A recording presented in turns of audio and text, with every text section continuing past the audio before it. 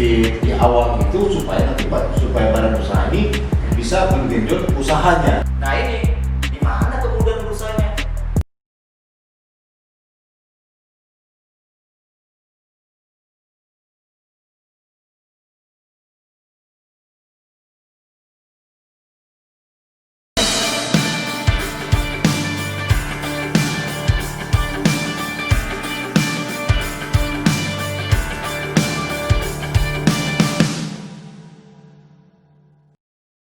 Oke, kita kembali lagi di Just Talk Series. Kita kedatangan tamu spesial nih dari KSP, Pak Ade Irfan Pulungan, Pak. Selamat datang, Pak, di Justisia. Masih menyempatkan waktu juga. Terima kasih banyak, Pak. Malam juga. Saya mohon maaf, ini tadi sebenarnya sudah mau menuju kemari. Ada salah satu hal yang saya harus ikuti lah gitu. Kadang-kadang Siap. saya juga nggak menduga ngurusin negara itu luar biasa. Jadi mohon maaf pada teman-teman di Justisia. Siap. Lokom yang menunggu saya dan juga telah mengundang saya gitu. Siap. Nggak apa-apa. Ya kita Pak coba pahami lah ya, karena ini di luar Tugas negara ya. Ya.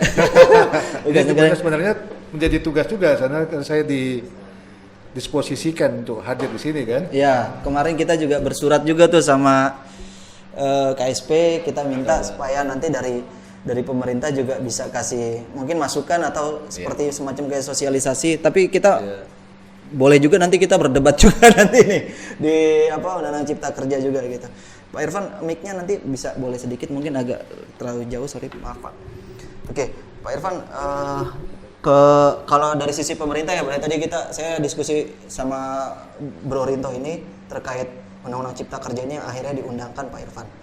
Kalau dari pemerintah ini gambarannya, karena kita sekarang fokusnya lebih kepada kemudahan berusaha sama investasi, pemerintah ini melihatnya apa yang dipermudah, Pak, di Undang-Undang Cipta Kerja ini, Pak, secara umum, Pak? Ya, seperti yang sudah kita ketahui bersama ya, selama ini ya mengenai persoalan hukum ya, kita terlalu, kalau bahasa individu saya itu obesitas hukum lah, terlalu banyak sekali regulasi peraturan yang ada di Republik ini, baik itu regulasi atau peraturan di tingkat pusat, tingkat nasional yang dikeluarkan oleh pemerintah dan DPR maupun peraturan-peraturan di daerah gitu, peraturan di tingkat provinsi atau di tingkat kabupaten kota.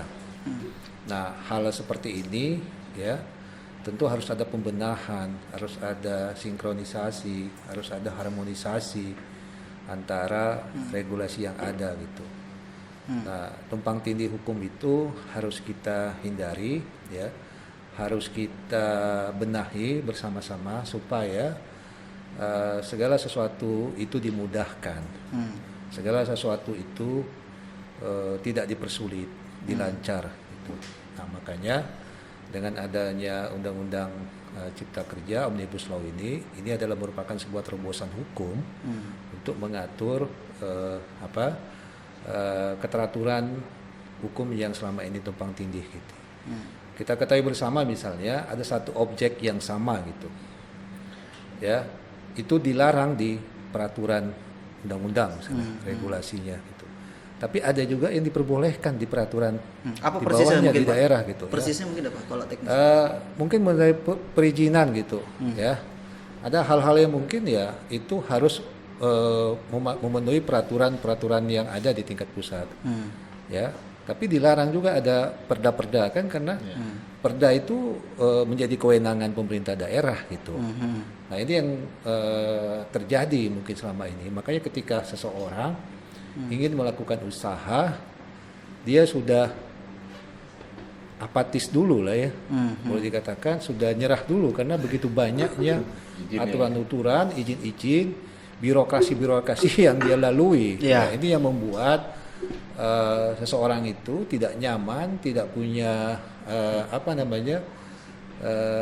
aware ya terhadap dia ingin melakukan usaha, membentuk usaha gitu. Nah, inilah yang dilihat, persoalan ini yang dilihat oleh pemerintah Pak Jokowi untuk kita benahi bersama gitu. Dan itu kita sadari ya, kita sadari bukan terjadi dalam setahun, 2 tahun, 3 tahun ini. Ya memang Republik ini begitu. Kita kan hobinya Bang Rinto, mungkin DPR paham lah itu bagaimana cara membuat undang-undang itu, kadang lama, kadang sebentar, kalau ada yang begini begitu. Ya kan, nah itu juga undang-undang itu turunannya ada kan, ada PP, terus juga bisa diturunkan dalam satu objek itu, misalnya ada keputusan menterinya, ada permen, ya kadang-kadang permen dan Kepmen itu bertentangan dengan undang-undang, dan satu permen, satu Kepmen bertentangan juga dengan instruksi yang lain, padahal objeknya bisa sama. Ya kan, nah itu yang benar-benar kita rasakan selama ini, apalagi oleh teman-teman ingin berusaha gitu. Nah ini yang dimudahkan supaya keinginan orang untuk melakukan investasi, untuk berusaha itu dibuka selebar-lebarnya. Dengan apa? Itulah menjadikan ada peluang tenaga kerja, ada peluang kerja yang besar, sebesar-besarnya. Gitu. Oke, tapi kalau itu memang dari segi, tadi kita juga sempat ngebahas juga sama Bro Rinto.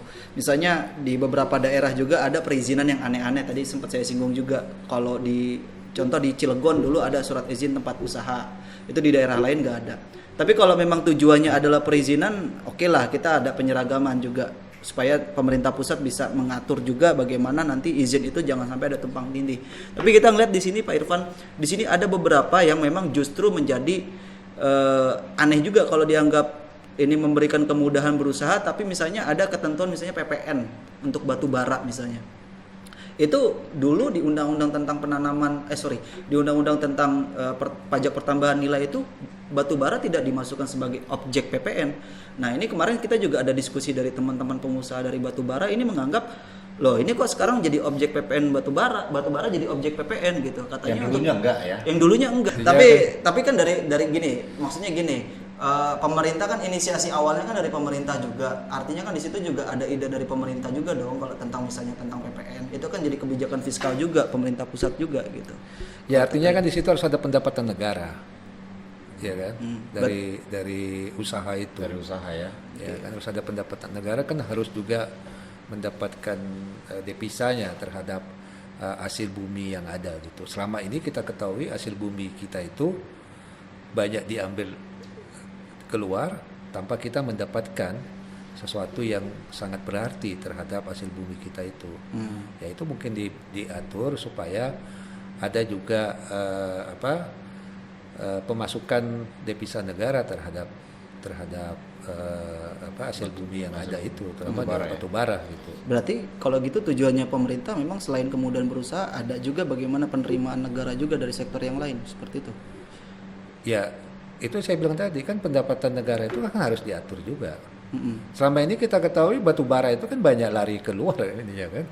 Iya kan? Nah, Oke. Tapi kan sebenarnya gini, saya coba menangkap juga dari pemerintah misalnya ini kemudahan berusaha. Tapi saya juga nggak bisa menangkap juga kalau misalnya yang dulu udah mudah misalnya tentang PPN terus sekarang dibebankan gitu. Kalau mau seperti itu ya bukan undang-undang cipta kerja sebenarnya namanya, misalnya yang lain misalnya terkait masalah penerimaan negara gitu. Akhirnya kan pengusaha menganggap loh di mana cipta kerjanya, di mana kemudahannya gitu. Kalau memang yang dulu nggak diatur sekarang diatur malah mempersulit gitu. Ya kita kan harus lihat itu perspektifnya dalam bentuk jangan menyeluruh, melihat dalam makna yang sempit gitu. Artinya untuk sektor usaha perizinan usaha itu sangat dimudahkan. Itu clear ya. Ya kan? Nah, kalau dalam sektor misalnya pendapatan negara itu juga harus dilakukan penerapan regulasinya. Ya, jangan kita memberikan keleluasaan kepada orang, tapi negara itu juga tidak mendapatkan apa-apa, ya kan? Jadi juga harus ada keadilan dong, ya. Nah itu supaya tingkat keseimbangan itu, ya, itu juga ada, dan negara itu kan mendapatkan devisanya dari sebuah hasil bumi yang ada itu juga dikembalikan buat kepentingan rakyat dan bangsa ini gitu. Ya kan selama ini kan kita ketahui hasil bumi kita ya itu banyak habis lari ke luar kan. Karena orang ekspor hasil bumi kita kan, tambang kita ini. Nah, negara hanya mendapatkan iya istilahnya itu remah-remahnya aja gitu. Remah-remah. Ya, Itu kalau diekspor, kalau misalnya dijual di dalam negeri untuk kebutuhan bahan bakar. Nah misalnya. itu makanya diatur kan selama ini kan juga misalnya nikel sekarang kan sudah mulai diatur ya diatur. Nah supaya bagaimana logikanya hasil bumi bangsa Indonesia ini malah yang menikmati luar gitu ya, orang-orang segelintir orang yang menikmati gitu. Itu juga tidak adil. Atau juga, jangan-jangan ada sinyal nih dari pemerintah, jangan-jangan nanti pengaturan untuk ekspor mungkin nanti baru diatur untuk dalam negeri. Dipermudah. Mudah, Atau gimana? mudah-mudahan seperti itu. Atau Bro Rito ada tanggapan sedikit dari tentang Undang-Undang Cipta Kerja ini tentang kemudahan berusaha, Bro? Ya, kembali lagi seperti yang saya sampaikan. Saya tetap konsisten bahwa kita melihat dari roh Undang-Undang Cipta Kerja ini. Jadi saya sepakat dengan Bang Irfan bahwa aturan ini dibuat dalam rangka menguntungkan rakyat dan juga negara tentunya. Rakyat diuntungkan dari segi dibukanya keran untuk membuka usaha dan dipotongnya birokrasi perizinan dan dikurang-kuranginya syarat-syarat untuk mendirikan usaha. Tetapi juga negara juga diuntungkan dari adanya Undang-Undang Cipta Kerja ini. Ya kan, jadi balance ini seimbang jadinya. Rakyat diuntungkan, negara juga diuntungkan dari sektor penerimaan pajak kan begitu.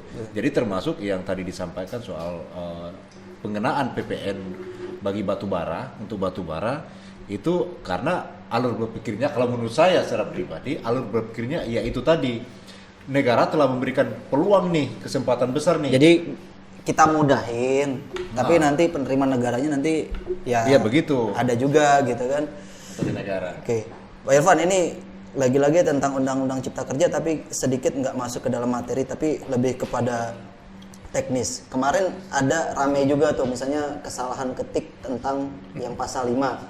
Terus ini saya coba compare juga tentang Undang-Undang Penanaman Modal.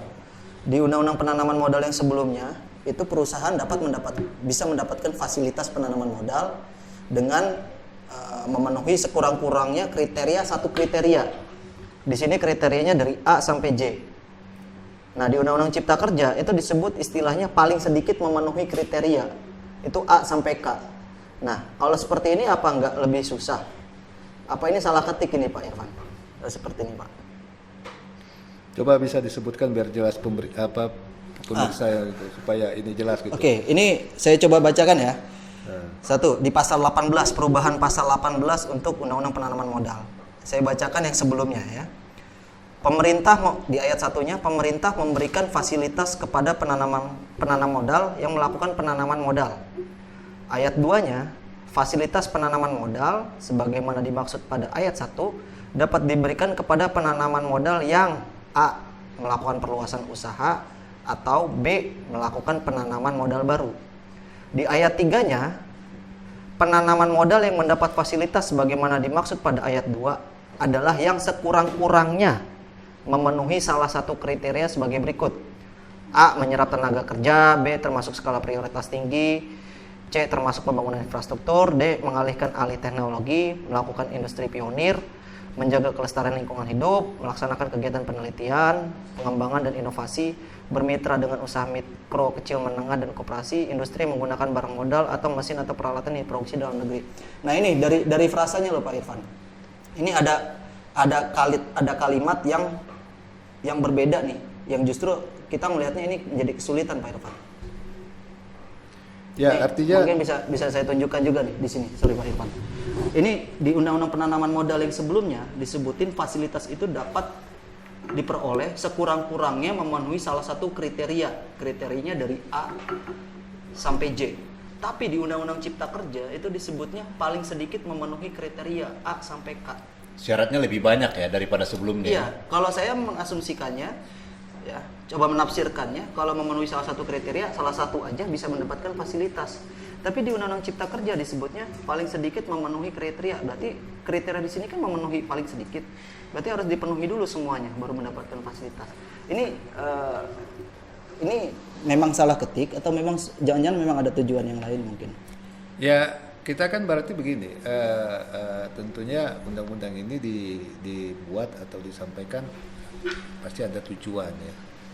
Ya, orang untuk berinvestasi dia punya kewajiban juga, ya, menanamkan modalnya dia mempunyai kewajiban juga, bertanggung jawab juga terhadap artinya gini, dia jangan mendapatkan yang enaknya saja gitu. Itulah Ya. maksudnya gitu. Dia juga punya kewajiban loh. Kewajibannya apa? Ya itulah mungkin salah satu syarat-syarat yang ada di situ. Iya, cuman Ya kan? memang saya sih ngelihatnya jadi semakin sulit ya Pak ya. Kalau dulu disebutnya yang kurang-kurangnya memenuhi salah satu kriteria. Iya, artinya kan dulu kan seminimal mungkin. Salah satu saja Ya, terpenuhi itu dapat minimal mungkin fasilitas. satu dapat fasilitas. Nah, sekarang kalau sekarang diberikan- semuanya dulu terpenuhi baru dapat fasilitas. Enggak, itu kan maknanya kan juga enggak seperti itu. Artinya ada poin-poin yang harus dia dia berikan, kewajiban yang dia berikan untuk dirasakan juga atas usaha investasi yang dia lakukan gitu. Supaya ini kan gini. Jadi setiap investasi itu paling enggak kan katanya kan juga harus ada mengikut sertakan UMKM. Ya. UMKM ya. Ya, Nah, artinya bermitra ada dengan pemberdayaan terhadap UMKM itu dilakukan. Ya, kewajiban dia artinya supaya UMKM itu diangkat ya, dibina oleh usaha-usaha yang besar. Gitu. Kalau kemarin kan tidak, ya kan? Nah, itu kewajiban itu saya pikir suatu hal yang dia nggak merasa terbebani kan sebenarnya. Itu kan jadi mitra juga, mitra usahanya, mitra bisnis partnernya dalam berbisnis. Bagaimanapun itu akan menjadi simbiosis mutualisme dalam hal bisnis bagi mereka. Gitu. Ya, kalau saya sih melihat ada beberapa poin yang memang memberikan kemudahan ya, kayak tadi pendirian PT bisa 1 orang, kemudian juga kemitraan tentang UMKM itu udah oke. Cuman kalau untuk poin ini kayaknya masih simpang siur ya Bro Rinto ya. Iya. Ini bisa jadi saya sih melihatnya ini mungkin ini ada Ya, kesalahan masalah teknis. tafsirnya itu karena Masalah tafsirnya ini. Kalau saya lihat sih agak kurang selaras sih. Mungkin ada kekurangan ketik atau apa. Karena kalau menurut saya itu syaratnya tetap seperti semula sebenarnya. Oke, ini nanti mungkin kita tunggu aja. Cuman ditambah opsi 1 kan yang K itu ya. Kak yang ini, baru jadi itu di sini ya. untuk termasuk pengembangan usaha pariwisata. Iya. Kalau pariwisata itu bisa dapat Karena masuk menjadi fasilitas. sektor penerimaan pajak juga. Di situ tuh. ada nggak disampaikan tentang akan dilakukan PP-nya? Ya memang Ada- nanti ada akan kan? diatur di dalam PP. akan diatur dalam Iya memang. Aturan Itu juga. sekarang orang lagi banyak nanti karena di ketentuan peralihannya kan 3 bulan harus peraturan turunannya ada harus PP. segala nanti turun juga. Ini kan lagi dalam proses. Ini. Ya mungkin nanti coba kita tunggu aja, mungkin nanti teman-teman yang di rumah ini ada yang salah ketik Mudah-mudahan atau ini ya salah ketik. mudah-mudahan kalau dari sisi pengusaha salah ketik, termasuk mungkin nanti teman-teman yang buruh juga yang kemarin sempat Saya rasa gini, Undang-Undang Cipta Kerjanya atau Omnibus Law ini bukan seperti kita makan sambal langsung terasa pedasnya. tapi baunya udah kecium Pak. Ya, tergantung perspektifnya. Apakah bau itu merasakan negatif atau enggak. Tapi paling enggak ini undang-undang yang bisa dirasakan 2-3 tahun atau ke depannya. Bagi siapa? Bagi semua rakyat, bagi semua yang punya kepentingan terhadap undang-undang ini. Yakinlah itu negara, pemerintah melihat secara keseluruhan untuk kepentingan rakyat dan bangsanya gitu. Jadi bukan persoalan ini karena kepentingan kelompok tertentu atau memanjakan kelompok-kelompok usaha, kelompok kapitalis, tidak gitu.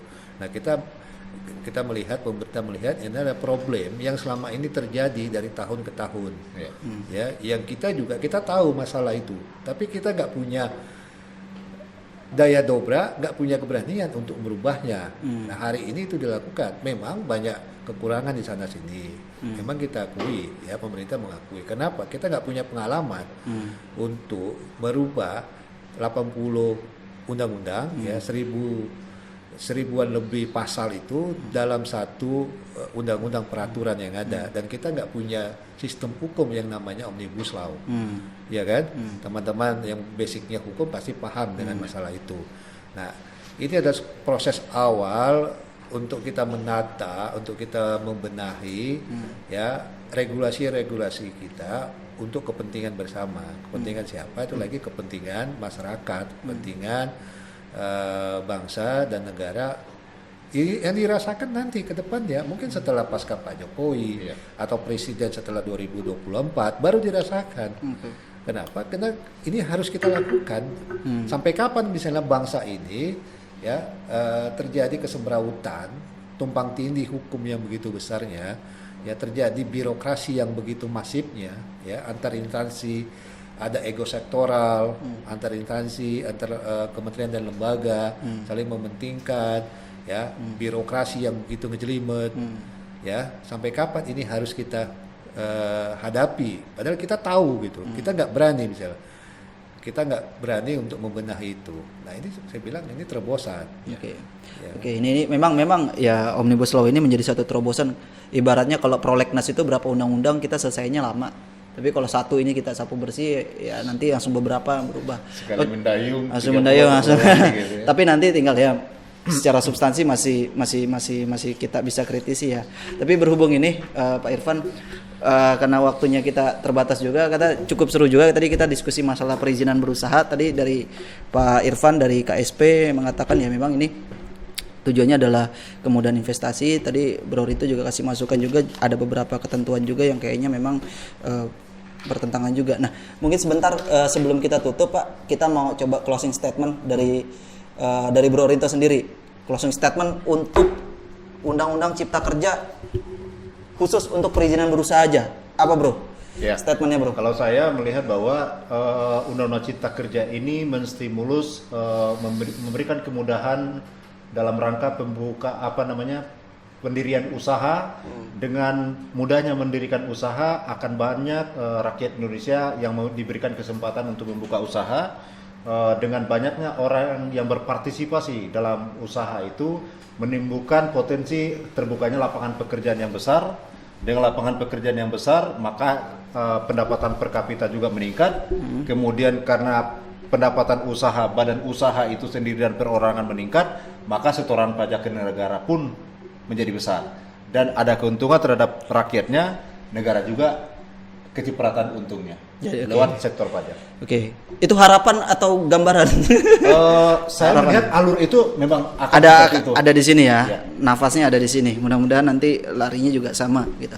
Pak Irfan sedikit Pak closing statement Pak untuk Undang-Undang Cipta Kerja dari pemerintah mungkin Pak. Ya inilah saya pikir sebuah regulasi, sebuah undang-undang yang ditunggu-tunggu oleh pelaku usaha, oleh rakyat kecil ya, untuk mereka mendapatkan kemudahan dalam hal apapun, kemudahan untuk bekerja, kemudahan untuk melakukan usaha kecil ya UMKM, kemudahan perizinan, kemudahan untuk mengurus apapun gitu.